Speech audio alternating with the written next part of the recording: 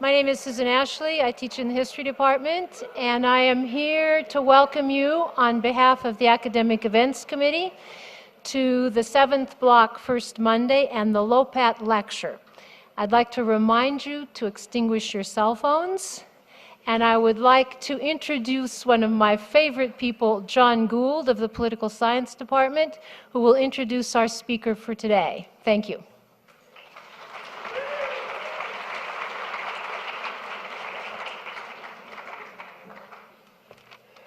Hi, folks.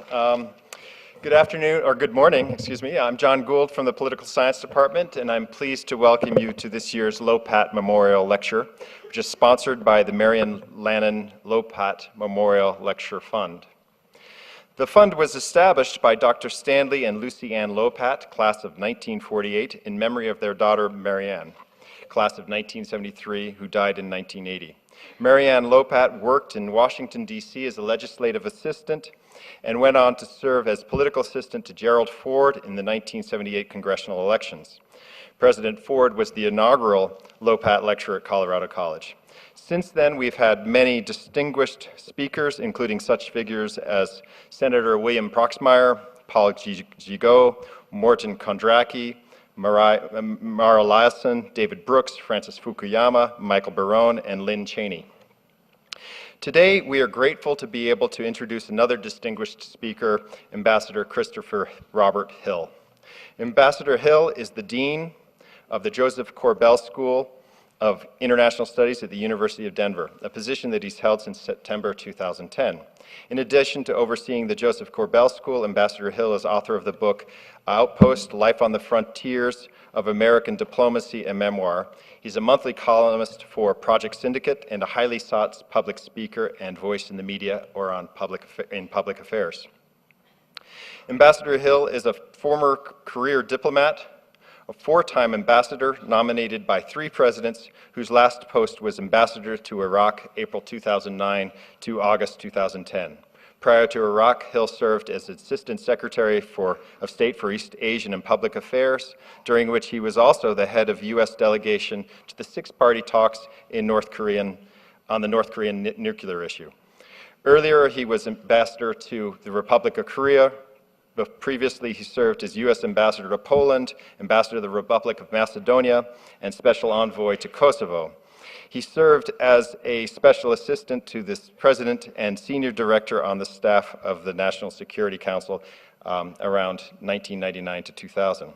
Earlier in his Foreign Service career, Ambassador Hill served tours in Belgrade, Warsaw, Seoul, and Tirana, and on the Department of State's policy planning staff in the department's Operations Center. Ambassador Hill has received the State Department's Distinguished Service Award for his contributions as a member of the U.S. negotiating team in Bosnia peace settlement. He was a recipient of the Robert S. Fraser Award for peace negotiations for his work on the Kosovo crisis. I'm just starting to teach a Balkan politics class today, and he has literally been everywhere that syllabus takes us. Prior to joining the Foreign Service, Ambassador Hill served as a Peace Corps volunteer where he supervised credit unions in rural Cameroon, West Africa. He graduated from Bowdoin College, a liberal arts institution, in economics, and he received a master's degree from the Naval War College. He speaks Polish, Serbo-Croatian, and Macedonian, and he'll have to answer Serbo-Croatian and Macedonian. And he will answer questions following the lecture.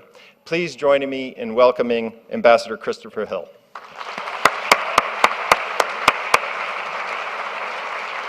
Thanks very much. Thank you very much, John. And let me just say what a pleasure it is to be here at Colorado College. I don't know how many of you have been to Bowdoin College, but if you went up to Bowdoin College, you'd find it pretty similar. I think Bowdoin has about 1,750 students. I think you've got about 2,000. I think probably your hockey team could beat Bowdoin's hockey team. Although we're bringing a lot of Canadians in to play hockey now at Bowdoin. So anyway, great to see you all, and I hope you all don't get too comfortable in those chairs. It looks like a recipe for falling asleep, but it's a really great opportunity to come here to on this first week of spring I have two daughters who actually live up in Boston, and they had 105 inches of snow this year. So just now, the sidewalks in Beacon Hill, you're able to walk on the sidewalk, and people can see your head as you're walking along because of all the snow they've shoveled. But really, living in Colorado, as they say, is quite a privilege. And cold as it may get, it's still a lot of fun to be here. John has asked me to talk about maybe the last 2 years of this Obama administration, what the challenges are, what we confront ahead of us, because there are no shortages of problems out there, no shortages of tough decisions that are going to have to be made in the months and years ahead. And I think there are also a lot of sort of hardy perennials that are going to be around for the next president, whether that's Ted Cruz or whoever takes over. We're safe here. Whoever takes over, there'll be no problem. My wife Julie asked me not to mention by name any presidential candidate, and I just got in trouble for that. But I think he was speaking at Liberty College or something this morning, which is a college that does not remind me of Colorado College. But anyway, so anyway, I thought I would start by there was a lot of these names are lost to history. But there was a name of a party, Polish party first secretary who was one of the sort of main figures in the Polish People's Republic days. His name was Władysław Gomułka. I just love saying his name. And he was known for very long speeches and not particularly successful metaphors. And one day he stood up in front of a large crowd in Krakow, and he said to this crowd in Krakow, he said, "Comrades, just a few years ago our fatherland stood on the very edge of a deep abyss. And I'm here to tell you today that we've taken an important step forward." And so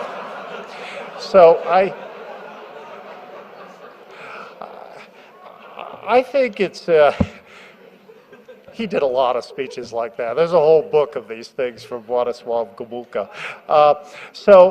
I thought, what's especially important in the next 2 years in dealing with some of these crises is we not take that important step forward and maybe take a step back, kind of understand what we're doing, understand the problems that have arisen in the past and how we can kind of manage these in the future. Certainly, there are a number of issues that I think are worth talking about. One is the sort of upcoming issue of Iran and the issue of whether or if there's a nuclear deal. How should we manage that? Secondly, there's the issue, I think a very important issue, of dealing with ISIS and what that means for Iraq, what that means for our investment of blood and treasure in that country, but also what that means for Syria. And I think it's also necessary to think, what can we do about Syria, or do we just turn it over to the next administration? I think it's also important to sort of discuss China and where that's going. John very kindly mentioned that I'd served in the Balkans, and I realized that when you work in a place like Kosovo, as I did, and work through some of those issues, the population of Kosovo basically fits in a city bus in Beijing. I mean, China's 1.4 billion people. Kosovo is some 1.8 million people, and I think we need to pay more attention as a country to what our relationship with China is, and especially I think it's important to look at what our priorities are with China. We also have, speaking of hardy perennials, we also have a Russia that is really kind of taking a step back from from its responsibilities as one of the great powers, and really being not part of the solution, but very definitely part of the problem these days. So I think that's also something worth discussing. I mean, and you know, unfortunately, a continent like Africa, I mean, people always say, what was your favorite assignment in the Foreign Service? And I said, well, for me, you have to go back to before that, when I was a Peace Corps volunteer in rural Cameroon, and dealing with sort of the problem of really abject poverty and the challenge to mobilize indigenous capital and to make Africa a more successful continent than it's ever been before. And I think there's a lot of good news in Africa, and notwithstanding the fact there's still a lot of issues there. But I think too often we kind of leave that out as we talk about some of these other problems. So let me, in no particular order, let me start with the issue of this ISIS crisis. Or as people have come to know it, the Daesh, which is an Arabic acronym for these extremists, who are essentially Sunni extremists. You know, I don't think it's enough to talk about, in the Middle East about just you know, countries that are Islamist or countries or Muslim countries. I think given the sort of outbreak of sectarianism, and whether that happened because our invasion or whether that happened because there's something in the air, it's hard to say, but you cannot really talk about Arab issues today without talking about whether it's a Sunni issue or a Shia issue. And I'll get to that in more detail. But essentially, if you look at the Arab Middle East, from Iraq to Morocco, every single country is Sunni run. Some countries are Shia majority, such as Bahrain, which has something like 70% Shia. But it too is Sunni run. The only Shia run country in the Middle East, I'm leaving aside Syria for the time being, because that is kind of more of a tribal type of issue. But leaving aside Syria for a second, the only Shia-led country in the Middle East is Iraq. And Iraq was, like every other country, a Sunni-led country. And so it wasn't until 2003 when the U.S. went in and we did what we wanted to do, which was to create a democracy in Iraq. Now, a democracy means what? It means you can go and elect your leaders. That's sort of the first accoutrement of democracy. I would say there are a million other things that characterize a democracy, starting with institutions. I would even argue that institutions are more important than elections. But what we did in Iraq was we went in there and created an election process. And lo and behold, people, in order to vote in an election, you have to have some kind of concept of what you are. What is your political identity? Is your political identity to be big government, small government, high taxes, low taxes? What makes you want to vote for someone and not someone else? And in Iraq, alas, the political identity is your sectarian loyalty, whether you're Shia or Sunni. Was this always the case in Iraq? No. Shia and Sunni they've had their differences over the 1,300 years or so. By the way, whenever you invade a country, it's worth having a look at a history book. And you see that the problems in Iraq didn't just start the previous week or something. And so when you look at that, when you look at Shia and Sunni, there have been big problems from time to time, but there's also been many years of quiescence. But when you take off the top political layer of a country, and in this case, we overthrew Saddam Hussein and his Ba'athist party. When you take that top political layer, then what are people going to be loyal to? Are they loyal to are they loyal to Paul Bremer, who is the sort of U.S. viceroy? I don't think so. So what they became loyal to were their Shia and Sunni origins. So in effect, we helped Iraq become more sectarian than it was before. But I hasten to add, it doesn't mean that Iraq was not sectarian, even under Saddam Hussein, because Saddam Hussein ran Iraq as a Ba'athist. He didn't say, we're the Sunnis and too bad for you that you're not. He ran it as a Ba'athist, saying that we believe in a secular concept of Iraq. We believe that Iraqis should embrace this notion of Arab socialism. In fact, if you looked at the Ba'athist Party, it was the vast majority of it were Sunnis. And overall, Sunnis in Iraq are some 20% of the population. Kurds are some 20%, and Arab Shia are some 60%. You'll hear numbers for Sunnis that are much higher, but usually what people are doing is they're combining Kurds, who are not Arabs, but who are Sunnis, and saying, well, if you take the Kurdish Sunnis and the Arab Sunnis together, that comes to some 40%. It sounds like much more of an even split with the Shia. In fact, the Kurds have been historically opposed to the Arab Sunnis and historically have had alliances with the Arab Shia. I don't mean to get into all this inside baseball on Iraq, but I think it's important to understand that when people then vote their loyalties, and when there's no loyalty to the nation state, having been totally discredited under Saddam and overthrown by us, people, lo and behold, voted for Shia. Shia voted for Shia, Sunni voted for Sunni, and of course the Kurds voted for the Kurds. And so, lo and behold, you had these Shia leaders who came into Iraq. Some were better than others. But they were all very much in first order to restore what they felt was the right of the majority in Iraq to rule themselves.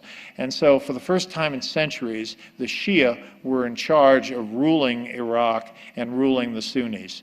So with the Sunnis a sort of 20% proposition, it would have been a nice idea. Nice ideas often don't prevail in that part of the world, but it would have been a nice idea if Maliki, to take one of the longest-serving Shia prime ministers, Nouri al-Maliki, who was a prime minister recently deposed about a year ago, and it would have been nice if Maliki had kind of done some sort of outreach to the Sunni community. If you think to what happened in South Africa, where you had a white South Africa that was some 20%, black South Africa 80% or so, and so Nelson Mandela, one of the first instincts he had was, I need to reach out to the white South Africans here and make them feel a part of the future of this country. Well, Nouri al-Maliki doesn't think that way. In fact, Nouri al-Maliki, with whom I spent a lot of time when I was in Iraq, I mean, this is someone who, if he ever had charisma, it cleared up a long time ago. Not at all the kind of guy to sort of think, well, let me be a leader to all Iraqis. And so the consequence was you got Sunnis that were increasingly disaffected. And this emerged in the first wave of this was when the Americans came and we completely misunderstood that rather than a sectarian knife fight, we thought this was about people who believed in Baathism, a sort of Arab socialism that was anti-democratic, versus people who were sort of like us thinking of democracy. And so we took a very important step to have a so-called de-Baathification. That is, anybody who was a Baathist, out you go. Well, Baathists were down to, elementary school principals. They were thrown out of their jobs. And so, lo and behold, this began something called the first Sunni insurrection, or the Sunni insurgency, rather. And so the Sunni insurgency was quickly very Islamicized by extremely radical elements. And these radical elements took this Sunni insurgency and made it a very, very brutal and very nasty group, such that the Sunnis in western Iraq, especially tribal sheikhs in places like Anbar, they actually say, well, we don't like these Shia, but these people are, cutting off our heads. And so what the U.S. military very successfully did was to work on these sheikhs, one sheikh at a time, and to get them to turn on these insurgents. And after a couple of years of this, thanks to the U.S., in large part, but also thanks to those Sunni sheikhs as well, they were able to drive these insurgents, these extremist Sunni insurgents, out of the country. Well, where did they go? Did we kill them all? Did we rehab them? Or did we, give them new jobs or something? No, we drove them out somewhere, and that somewhere turned out to be mainly in Syria. And so along comes the Arab Spring 3 years ago, and the Arab Spring was again misunderstood by people in this country as some flowering of democracy, that people are tired of authoritarian dictatorship and they want to see democratic structures, transparency, etc. I'm not saying this dichotomy didn't exist, but in some countries this was not so much the issue, and I would argue Syria was one such country, because remember I said let's put aside Syria for a second. Syria is actually the only other Arab country in the Middle East which was not run by a Sunni majority. It was actually run by a tribal thing called the Alawites, who are Shia, who have been able to attract some Sunnis, particularly Sunnis who are not particularly sectarian, but Sunnis who are much more secular. And so the Alawites were able to attract some of these secular Sunnis, just as Saddam Hussein was able to attract a few secular Shia to his ranks. So what was important about this was, while we were saying that this dictatorship under Bashar al-Assad must go, what it quickly became in Syria was another sectarian knife fight. And what we saw was a Sunni majority, whereas in Iraq it's a Shia majority. A Sunni majority in Syria began a kind of an uprising against this Alawite government. The Alawites are some 15%. But the trouble was the Alawites wouldn't go away. And to this day they haven't gone away. And meanwhile, this Sunni majority trying to unseat them has become more and more Islamicized, with people who were part of that whole Sunni uprising in Iraq, and now they cross into Iraq and into Syria with impunity. And so we have a situation in Syria today where it's essentially a standoff. On the opposition side, you have Sunnis who tend to be more radicalized Sunnis under ISIS, and then you have other Sunnis, also very radical, such as al-Nusra, who are actually an affiliate of al-Qaeda. And so these kind of radical Sunnis are seeking to overthrow what they believe is a Shia, or what they also believe to be an apostate government. So they want Bashar al-Assad out. And he's a terrible person. I mean, this is someone who drops barrel bombs on civilians. This is someone who's used chemical weapons against civilians. Nothing nice about this guy. The trouble is, we're never talking in this part of the world about good guys and bad guys. We're often talking about bad guys and worse guys. And so the issue we have to look at is whether this Sunni opposition to Assad in Syria is somehow better than Assad, or maybe even worse. And I think the locus of opinion now is that ISIS and al-Nusra, they're even worse.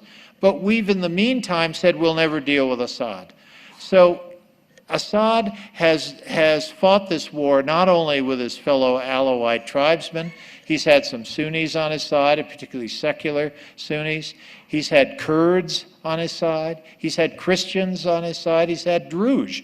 And so really we're seeing a sort of 50-50 standoff in Syria.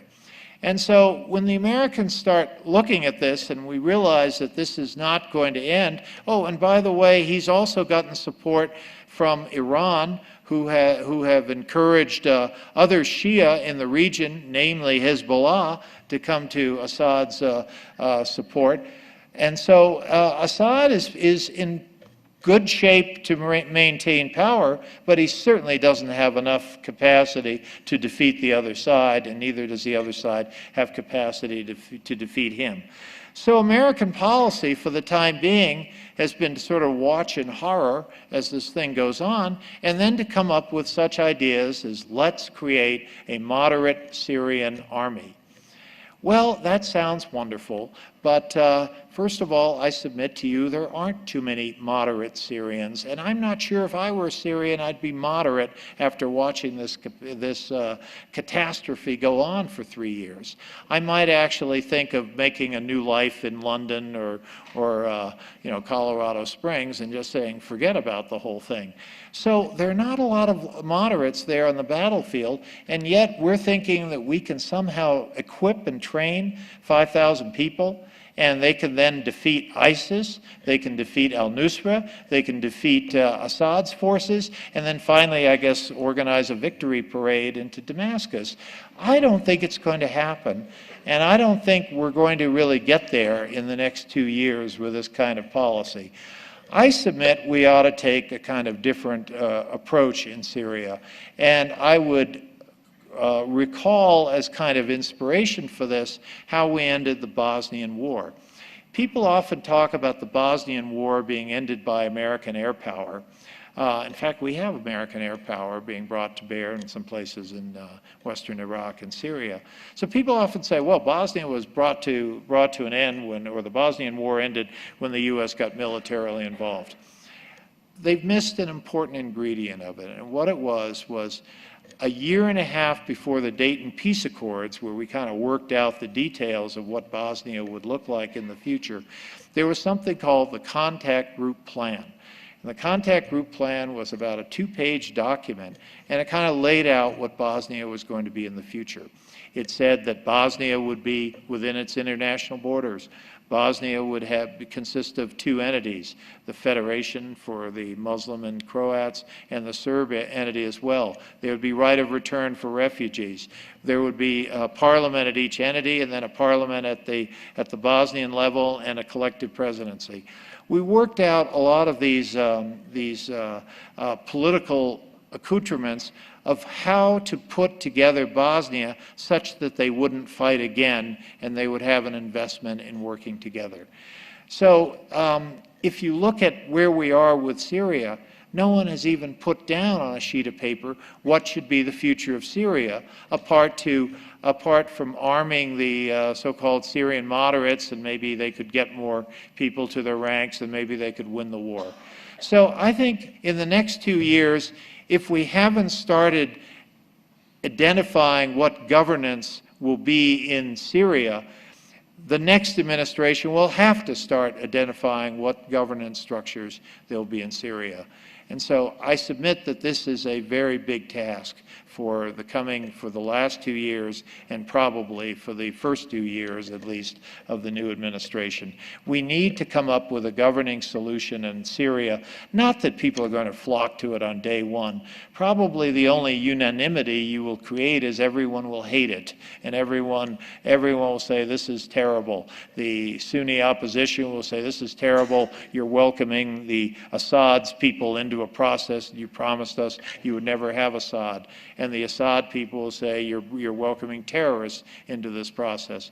But I think something needs to be done politically, and I would say we need to do that before we figure out who needs more weapons and who are we going to equip and train. Moving along, however, I think we also, if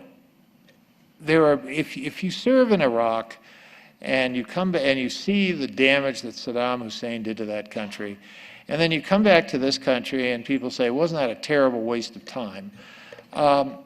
When you've served there, that's not how you want to react to it.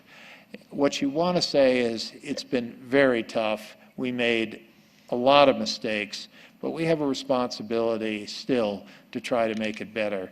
And so I think diplomatically, we're going to have to be very involved in Iraq for the coming years. We need to make sure that Iraq is able to put together governing solutions that is greater decentralization than they've had. I don't think Baghdad is going to be able to take care of the problems in Anbar province. I think we need a lot more decentralization. And for those 12-year-olds who came out from the U.S. to put together a constitution in Iraq, I would replace them with adults and maybe talk about what needs to be done in terms of Iraq's constitutional governance, because it has been far too decentralized in Baghdad. And I think we need to be there politically, not militarily, to work with the Iraqis. And that, too, is a long-term problem, because we are not going to have one of those epiphany moments where an Iraqi hits the side of his head with the palm of his hand and says, oh, now I get it. Okay, we'll go ahead and implement this tomorrow. It's going to have to require, I think, a lot of convincing and a lot of working together, but not as an occupier, but rather as a country that cares. And so I would like to see us continue to care about those things, as horrendous as these problems have been. I think one of the challenges in dealing with ISIS is I don't think there's a diplomatic scope now for negotiating with ISIS. I don't think they're interested, and we shouldn't be interested. But if you think of diplomacy as kind of concentric circles, I think the next circle that we need to look at is the Arab world more generally. And I think we can see that we have serious problems in Saudi Arabia. After all, when the Saudi Arabians look at the world around them, they see in the north a Shia country, the Shia-led country, Iraq. They never thought they'd have to deal with that. They were happy to kick Saddam out of Kuwait some 25 years ago. They're not so happy that we marched into Baghdad 10 years ago and 12 years ago and overthrew the Sunni government there. So they feel that their strategic position in the world, in the region, has been worsened by the fact there's a Shia-led government in the north, that is Iraq. They still have a Shia majority population in their east province.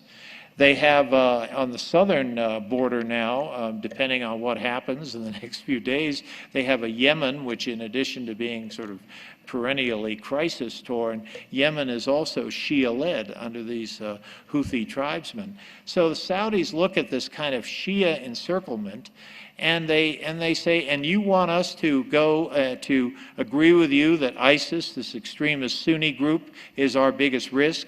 We have a lot of other risks. And so this has been a challenge for our diplomacy. But one of the things the Saudis worry about most of all is how we are managing the relationship with the biggest Shia country of them all, not Arab, but nonetheless next to the Arab states, and that is Iran.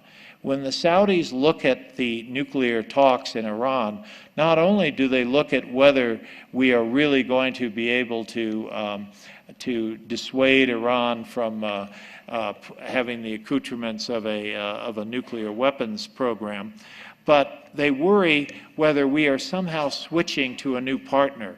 And so for the Saudis and for many of the Arabs, including in the Gulf states as well, there's a great concern that these talks with the Iranians are ones that are going to create some serious problems for them strategically as the U.S. appears to line up with the Iranians.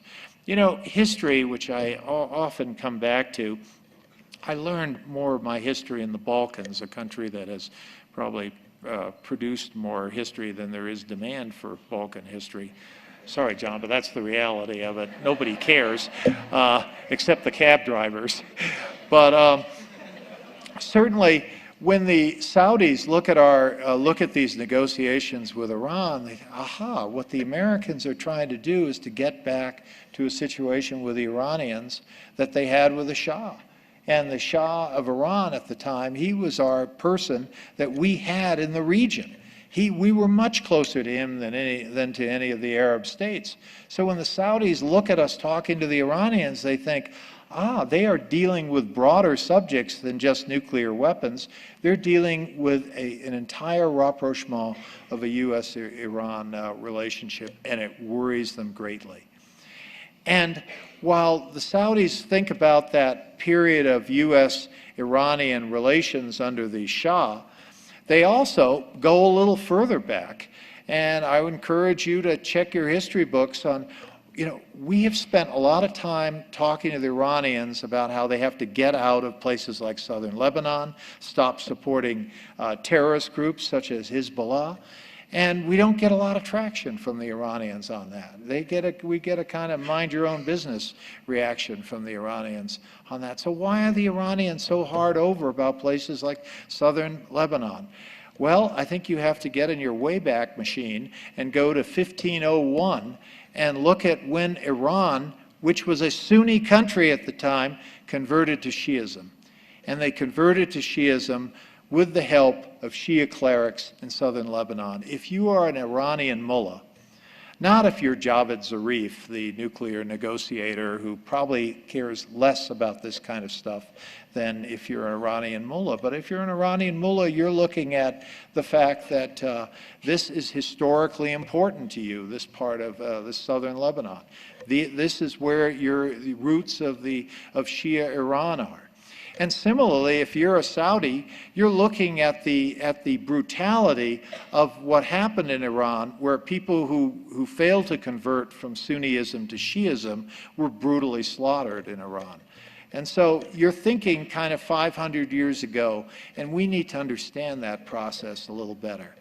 I'm hopeful that at the end of this, the Iranians will understand that the real price tag for rejoining the world is not only to be giving up their nuclear aspirations, although the agreement, as you know, is a little more complicated. It hinges on a lot of technical issues of how many centrifuges do you need to produce highly enriched uranium, at what rate do the centrifuges need to spin in order to produce that. A lot of technical issues in the nuclear talks. But really, we are trying to convince Iran and Iran, I think, is interested in a broader relationship, because we know that if we don't get a broader relationship, if we don't get an Iran that disassociates itself from such groups as Hezbollah, and for that matter, from Bashar al-Assad, we're going to have a process that doesn't really lead to anything lasting. And so, these negotiations with Iran are very, very complex. And I think we need to understand that it's not going to be easy. And whatever gets announced by the end of this March is going to be heavily scrutinized. I mean, we have, if we think Shia and Sunni have troubles with one another in Iraq, have a look at what's going on in Washington today with a Congress that has absolutely no interest in seeing the president come home with this agreement right now. It's not that anyone has a better idea, by the way, but they see an agreement that really doesn't mean a lot. And so when you see the Congress sending letters, 47 senators sending letters to Ayatollah. I've been around for a while. I don't recall ever sending a letter to an Ayatollah, but 47 Republican senators did that. And what they're essentially saying in that letter, I think the text of the letter was very undermining to our strength as a nation. But what they were also saying is that they have a voice in determining whether this deal goes through. And I think the administration is going to have a tough time convincing people that this is the right thing for us and the right thing for the region. So we certainly have a lot of problems dealing there. In the meantime, as we try to kind of have a broader circle of diplomacy, we would like to see an ability to work with the Russians. Russia should be there on the Syrian issue, for example, and Russia is not there on the Syrian issue and hardly there on the Iranian issue. And the reason is that the Russians have been very unhelpful. The reasons they have been very unhelpful is, of course, we have a huge issue right now with Russia and Ukraine. Putting aside, that is another place where history goes way back, but putting that aside, we cannot have a state system today where one country is able to carve off a piece of its neighbor. And that's exactly what happened with Crimea. And in the meantime, we have decided to kind of push Russia out of the structures that we've spent 25 years trying to pull them into. And that is going to, that is a long-term problem. It's not going to be resolved necessarily with Putin's demise, not that there's any sign of that, but it's going to be a very serious problem as we go forward. And I would put this Russia relationship, you know, for people who studied Russian and thought, what a terrible mistake. You know, often what we studied, the political science we studied, quickly became history. I mean, who cares about the Russian agricultural system anymore? And then the history we studied, or I studied at Bowdoin, such as the Ottoman Empire, that became the political science of today. Well, certainly there's a lot of people who felt that in Russian studies, they were simply dealing with history and it no longer meant anything today. Means a lot today, and this administration is going to have to deal with this in the next couple of years, and the new administration is going to have to deal with it after. And finally, let me mention China. China is a country that is going to be there, and anyone who thinks it's not going to be there hasn't given enough thought to a country that has some 1.4 billion people. Our concern about China should not be that it's too strong, because China is not going to replace the U.S., that much I can promise you. Our concern about China is that it could become too weak. With all the centrifugal forces going on in China, especially Western China, we could be looking at a China that really doesn't manage to hold itself together and keep on the reform process. It has been a very tough time for Xi Jinping, and Xi Jinping is not interested in world domination right now. President Obama would not want to exchange inboxes for the kinds of problems that Xi Jinping faces every day. China has created all kinds of problems with its Southeast Asian neighbors. It has problems with Japan. It has serious problems on the Korean Peninsula, not the least of which has been its historical support to North Korea at a time, and now it realizes this is a mistake but doesn't really know how to get out of it. China has huge foreign policy problems, and I haven't even talked about its domestic issues with a Chinese public that is increasingly unhappy with having this Chinese communist system on top of it. So I think China is also going to be a problem that's going to be with us for some time. Our relations with China are always characterized by a mixture of cooperation and competition, and I think we need to understand that not everything will become easy in dealing with the Chinese, but we also understand that the day we start thinking of conflict with China will be a very bad day, because this is not a country you want to mess with. And I would suggest, you know, you go to Beijing, take a cab 45 minutes north to the Great Wall of China and ask yourself whether you want to get into a fight with the people who built a thing like this. The answer is no. So I'm an optimist about China, but I think the progress is going to be slow, and our capacity to deal with it is going to have to be there. We're going to have to develop as much patience as the Chinese pride themselves in having. So I think the next 2 years is going to be characterized by a number of problems that aren't necessarily solved, but are managed, and with the hopes that in turning it over to the next administration, those problems have been well managed, have not gotten worse, in some ways have gotten better as we kind of start thinking of governance solutions in Syria, as we start thinking about how to work with the Iraqis to correct some of the mistakes there, as we try to manage this issue, this cosmic issue of Iran and the Arab Middle East. I haven't even mentioned Arabs and Israelis, but I think we can handle that in the Q&A. And finally, dealing with Russia and China. So it's going to be quite a busy couple of years. And I think I've left a minute for questions. So thank you very much.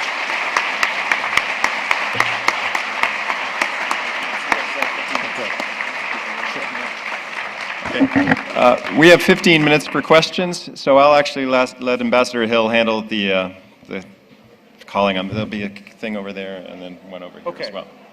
All right, let's give them a few seconds to the lunch crowd. Hey, before everyone leaves real quick, Mike from Blue Key Honor Society, I just want to say that we're going to be continuing discussion next Monday at second Monday's roundtable. If you guys don't get to ask a question for Ambassador Hill, and you have some more discussion that you want to have later, please come. It's a week from today. Dinner's provided. Thanks. Thank you for that.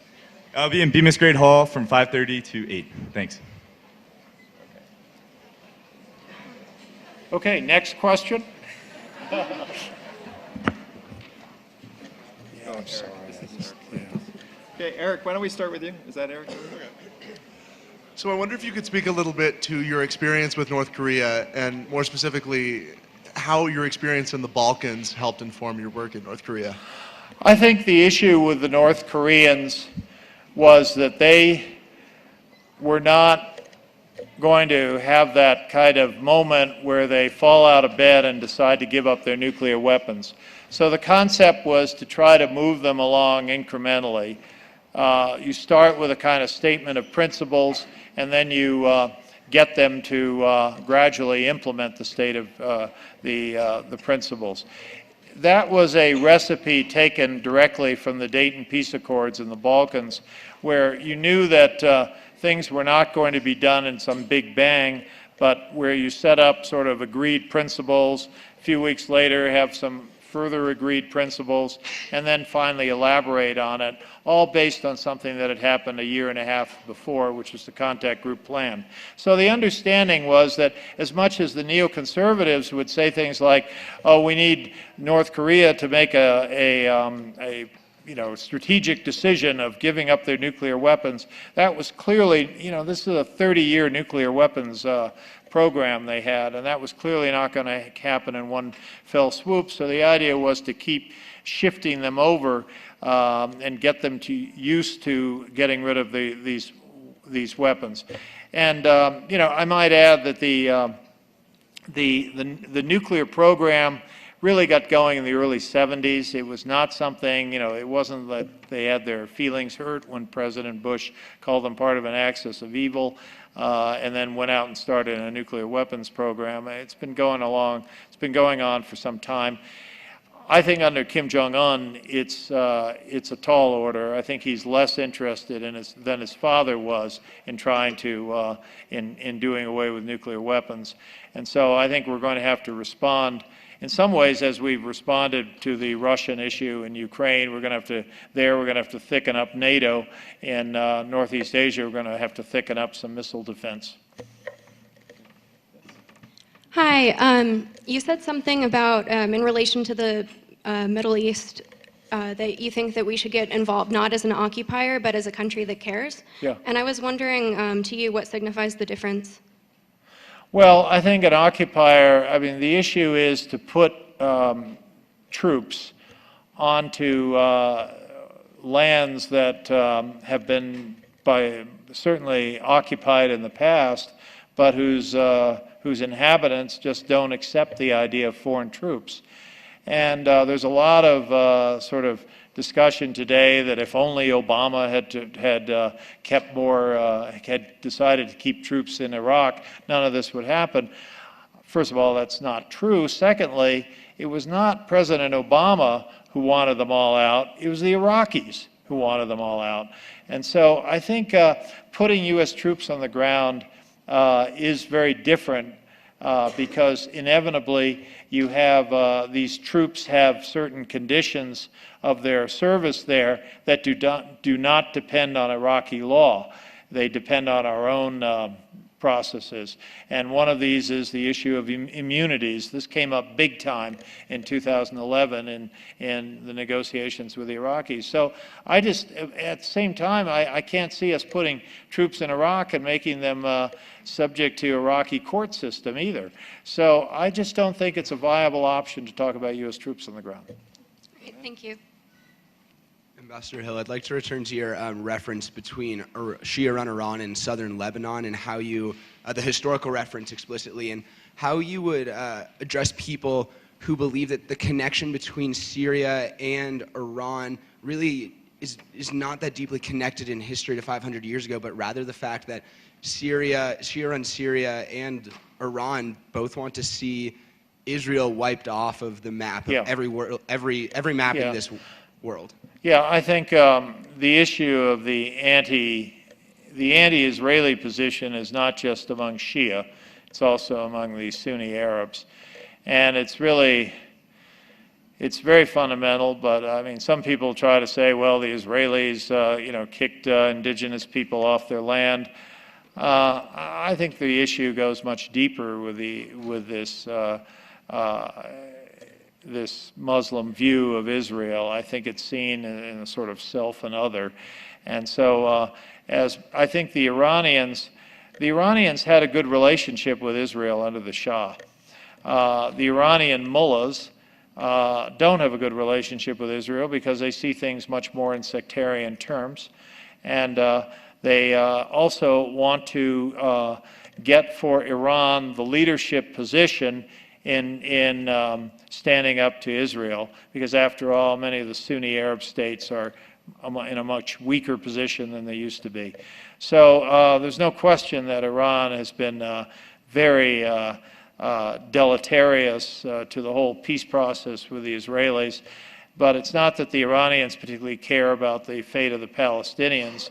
I think the Iranians are just trying to show the Arabs that Iran can take an issue of fundamental interest to the Arabs and be a leader in it. So I think it has to do with Arab-Iranian politics more than it does the relationship with Israel. I think Iran, I mean, if you talk to an average Iranian in Tehran, you will not hear a lot about Israel. It is an issue far remote from the daily lives of anyone in Iran, but it does mean something to mullahs, to religious clerics in Iran who have a desire to be a big player back in the origins of Shiism in Iran. A little cynical on their part, in other words. I was wondering your thoughts on the Ukraine and providing lethal military aid there and the subsequent escalation. I think it's a bad idea whose time has come. By that I mean, you know, arming an army is a long-term process. I mean, you don't just give people weapons and solve the problems. I mean, armies fight well or not, or don't fight well for a variety of reasons. Weaponry is one of them. Training is another. Leadership is another. Motivation is a huge factor in whether an army fights well. So over the years, Ukraine has been a member of the Partnership for Peace. Ukraine has often requested weapons sales in the context of being a member of the Partnership for Peace, which is a sort of outer circle of NATO affiliation. And so I think we have continued to entertain those requests and continued to give them some weapons. And I think given that the so-called insurgents in rebels in eastern Ukraine have more sophisticated weaponry than the Ukrainian army does, I think it's appropriate to give them some weapons with the understanding that this is not going to correct the overall problem. I mean, I remember dealing with the Ukrainians in Bosnia. It all starts with the Balkans. I just want to give a plug to John's course there. Probably the least effective UNPROFOR and IFOR troops there were the Ukrainians. And so I think we need to be realistic about the long-term prospect. We need to help them, but it's not going to be done in a short-term basis. Hello, assalamu alaikum. Ambassador, my name is Mukhtar, and I thank you so much for the talk. It was excellent, well balanced, and very autocritical. And that's make me ask the question. I'm thinking about a book I read a couple of years ago, in the 80s, from a French philosopher and journalist, Jean-François Revel, who was talking about la connaissance inutile. To know actionable knowledge, and you were talking about a lot of mistakes made, by implementing the foreign policies. And there's a lot of scholarship about the Middle East and about what's happening. But I still, as a Muslim, and I'm from Mauritania originally, so it makes me smile when I hear expression like secularism, Sunnism, and a lot of expression people use, because for me, who really don't mean anything, and as far as I'm concerned as a Muslim. And because what I see in the Middle East in Yeah. general for me is just nationalism Arab. Yeah. I mean, I was victim of it in Mauritania as a Muslim, but non-Arab. Yeah. And I want to remind people like somebody who was behind nationalism Arab is Michel Aflaq. Yeah. I'm sure you know Michel Aflaq, who is a Christian. So all what we see going is not, it has nothing to do with Islam. It's Islam. Islam is used as a smoke screen, and always all that knowledge, and you have, in a very expert way, explain all that. Yeah. So why we keep making mistakes? Yeah. Well, with all that knowledge we have. Yeah. I think the fact is, if you look at Iraqi election, I cannot name a single Sunni candidate who has enjoyed Shia support or vice versa. It's very divided on sectarian basis, unfortunately. And by the way, this is not the unique purview of the Islamic world. I mean, look at Northern Ireland, for example. There is an issue, there is a sectarian issue there, and I think the U.S. just tried to dismiss it a little too quickly by saying, oh, it's not about that, it's about economics or something. You know, it used to be when Iraqis would look at Sadr City, which is this kind of vast slum in the middle of Baghdad, they would refer to it as a vast slum. They would refer to it as a place where poor people live. Today, it's referred to as a sort of hotbed of where the Shia live.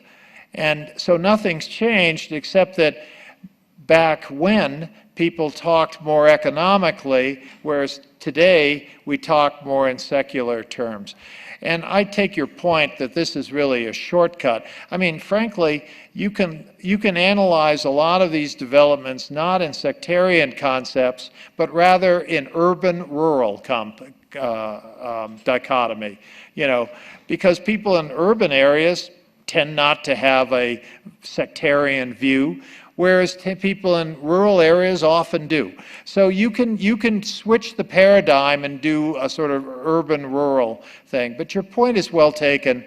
And, you know, I already ran 15 minutes over in trying to talk about it. But, you know, I think we need to understand that one thing it isn't, whether it's rural, urban, spoonerism, rural, urban, or Shia, Sunni, or sort of,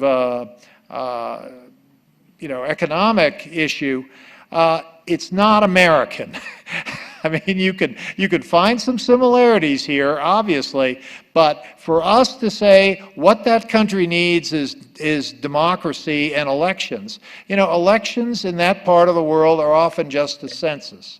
And so when I hear people talking about Syria, oh, we need some provisional elections to make a provisional government, to form a provisional constitution, I don't think so. You know, an election in that part of the world is basically a census. It'll tell you how many Sunnis you have and how many Shia you have. And so democracy, what we think of as democracy, and I think I mentioned this very briefly, is more institutional, and that's what's really lacking. But don't go in and try to expect these people to be Americans on the first day. So. We have just time for a few more questions. Why don't we take the last 4 questions together, and then we'll let you kind of... As long as you help me remember them. Yes, I got my pencil. Okay. So we'll just take questions. Okay, last 3 questions then.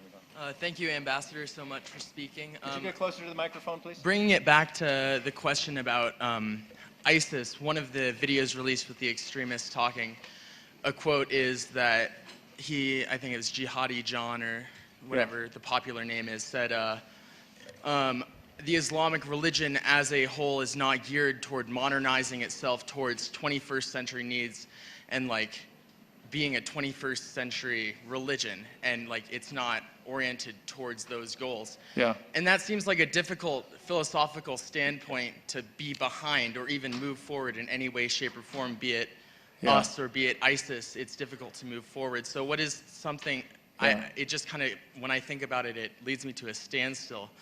So I can't really resolve my thoughts around that. Do you know any way to move forward from that quote? You're talking about Jihadi John, who turns out to, well, I wouldn't look for him to him for wisdom or inspiration on these issues. But certainly, you know, some societies are better able to absorb gadgets than other societies. I mean, you know, if you go back through Egyptian history, I mean, you'll see these, they were called Mu'tazilites, and they were kind of interested in some of the things that were being done in Europe. Others were not. I mean, but if you go back, way back in Arab history, I mean, they're way ahead of Europe in these things. So things happen. There are anthropological reasons for it. I would just avoid racist reasons for explaining it. And so, you know, and I'm not saying that everything that we have today is what everyone else has to have, or that somehow, you know, history's over because these are the things that everyone aspires to. I mean, clearly there are, you know, issues of social justice and, you know, some of the things that go on in this country, a lot of people in the world wouldn't want. So, you know, it's really, there does need to be some increment of tolerance, and that's where I just part company with this ISIS crowd. I don't think, frankly, I don't think most of them know what they're talking about. And when you start disaggregating who's there, you, some of these people who flock to their ranks from places like from where Jihadi John came from, the UK, I mean, these people I'm not sure would, you know, get through a psychological exam. You know. Okay, let's take the last three questions as a group, and yes? Okay. So recently the Kremlin announced that it would be hosting Kim Jong-un on an official state visit. Do you believe that this is a sign of a strengthening of relations between Russia and North Korea? And if so, what does this mean for U.S. foreign policy in general going forward? Yes. Prime Minister Netanyahu has been incredibly vocal, especially on the campaign trails of late, of his opposition to the Iranian nuclear deal between the U.S. Yeah. And recently, he's gone so far as to appear before Congress and fan the flames of the partisan tension between the Republicans and the Obama administration. And what do you think of his new election and the increasing tensions between the U.S. and their historical strongest allies in the region of their continuation and pursuance of the Iranian deal? Yeah. Okay. And final question. Yeah, actually, mine just is probably correlated along with his. I personally have lived in Israel, and just seeing Netanyahu's plea for help as our only ally in the Middle East, what does that look like for us as allies, as Americans, and yeah, as people, as a small state of Israel and the Iranian nuclear talks? Yeah. First on North Korea, I think Russia inviting Kim Jong-un, I don't think is really a symbol or a sign of some greater relationship there. I've spent enough time in the room with Russians discussing North Korea to know how they feel about the North Koreans. I think it's more something that comes up a lot in Russian foreign policy. It's just plain spite. And I think they're just having a good time, you know, sticking a finger in our eye over that. Needless to say, the North Koreans will see it as a lot more. And I think what the North Koreans are looking for in that, and they'll look elsewhere, is the notion that the rest of the world is going to become used to dealing with North Korea as a nuclear country. Many times I heard from the North Koreans, well, you deal with India, you deal with Pakistan, and eventually you'll deal with us. So certainly the Russians have aided and abetted that perspective. But, you know, I don't think the Russians have, you know, they may sign some, you know, who knows, some deal in North Korea, but North Korea doesn't export much except refugees. And I don't think there's a lot of there. The really crucial question is how China is regarding, how China might regard that Russia relationship, because China doesn't want to see Russia more involved. But certainly China has kind of had it with North Korea. The problem is there's no consensus in China on what to do about North Korea, and with the consequence that they have not invited Kim Jong-un to Beijing, which is astounding if you consider the fact that they've exchanged state visits with the South Koreans. So the Chinese, I think, regard North Korea, if it collapses, there are too many people in China who would see it as a victory for the United States and a defeat for China, and this kind of zero-sum thinking. And so China's viewpoint is evolving. And I would say, for all the Chinese, for all their problems with the South China Sea or even the problems with Japan and the East China Sea, I don't think that is what sets China apart from the rest of us. I think what sets China apart from us is the notion that they've coddled this hideous regime in North Korea. And I think the Chinese understand that in the long run, they are going to have to disassociate themselves from this regime, not unlike many of us who had friends as teenagers and maybe don't want to see them again. And so I think the Chinese will come around to that point of view, but it is agonizingly slow. With regard to Netanyahu, I must say I've spent a whole career going to other countries, giving my views, but been very careful not to sort of tell people what they ought to think. And so for an Israeli prime minister to accept an invitation from people in the really the abyss of partisan politics and to represent Israel and essentially put Israel into this partisan politics, I thought was a strategic blunder for which Israelis will pay. And I think Netanyahu needs, there's a certain level, there's like a lot of things in life, there's a point at which you can go too far. And I think he's gone too far with this. And I think when the president talks about we're kind of having an evaluation here, I think he's representing the views of many Americans. I don't know about you, but I don't care who it is, the Queen of England. I don't like foreigners coming to our Congress and getting involved in our politics. I just have a real problem with it. And I think many Americans have a little problem with it. I've had a problem with Americans doing it in these other countries. Americans, where we, I like to think of us as sort of the MacGyver nation. We fix things, we're good at that, But instead, to some extent, we've become the nanny brigade of the world. And I think people are sick of us for that. And I'm sick of Netanyahu doing that kind of stuff to us. And I think he really needs to take a deep breath. I mean, we understand it's an election issue. It's not easy. He's got to say things to get himself elected. I got it. But, this U.S. relationship to Israel should be put into the category of precious. And you don't mess around with that kind of thing. And I think he messed around with it. Okay. Well, thank you very much. Yeah. Thank you to Blue Key. Thank you very much for listening. Thanks so much. Oh, and it's all in my book. Yes. Yeah. Good. Thank you.